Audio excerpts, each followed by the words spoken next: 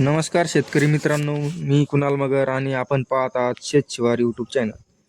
आज आपण आपल्या शेतीबद्दल, तुरीमध्ये घेतलेल्या सोयाबीन आंतरपिकाबद्दल आणि पिकाच्या स्वावसिद्धीबद्दल सविस्तर बोलणार आहोत. आमच्या शेतीतील नियोजनाबद्दल सांगायचे झाले तर आम्ही तूर पिकाची लागवड 15 मे रोजी केली होती.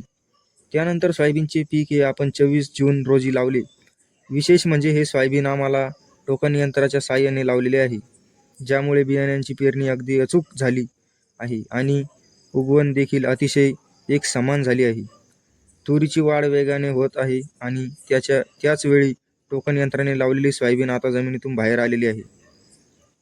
तुरीचे अंतर आपण 8 फूट ठेवले आहे, जेणेकरून झाडाला पुरेसा सूर्यप्रकाश आणि हवा मिळेल. या 8 फुटामध्ये आपण सोयाबीन 3 ओळी घातल्या आहेत. दोन्ही पिके एकमेकांना पूरक ठरत आहेत, ज्यामुळे जमिनीची जास्तीत जास्त वापर होत आहे आणि जमिनीची सुपीकता टिकून राहण्यास मदत होत आहे. आता या टप्प्यावर पिकाच्या आरोग्याकडे लक्ष देणे खूप गरजेचे आहे.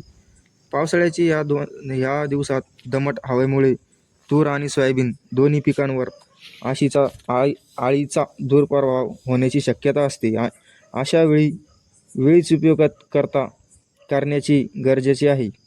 जर तुम्हाला शेतीत अचूक सुरुवात होताना दिसली तर घाबरून न जाता आपण त्यावर डायरेक्टली या औषधांची फवारणी करू शकतो. अळी नियंत्रणासाठी हे औषध अत्यंत प्रभावी आहे. मात्र फवारणी करताना आपल्या जवळच्या कृषी सेवांचा सल्ला नक्की घ्या आणि औषधींचे प्रमाण योग्य ठरवा. शेतीमध्ये यशस्वी होण्यासाठी जमिनीची निवड, बियाण्यांची निवड आणि वेळेवर केलेले नियोजन हेच यशाचे गमक आहे. टोकन यंत्राचा वापर केल्यामुळे मजुरी वाचली आहे आणि बियाण्यांची बचत झाली आहे. हे सर्व प्रयोग मी माझ्या शेतात करत आहे आणि मला त्याचे सकारात्मक परिणाम दिसून येत आहे. तुम्हाला हे आमचे नियोजन आणि आंतरपीक कसे वाटते कमेंटमध्ये नक्की सांगा. जर तुमच्या मनात काही शंका असतील तर त्याही कमेंटमध्ये नक्की विचारा आणि उत्तर देण्याचे पूर्ण प्रयत्न करू.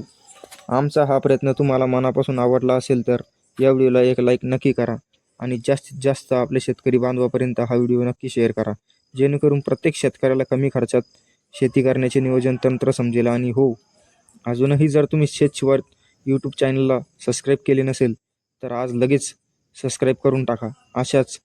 अशा प्रकारच्या शेतीविषयक माहितीसाठी, नवनवीन प्रयोगांसाठी आमचे चॅनल पाहत राहा. आजच्या व्हिडिओमध्ये इतकंच. पुन्हा भेटूया अशाच एका नवीन माहितीसह.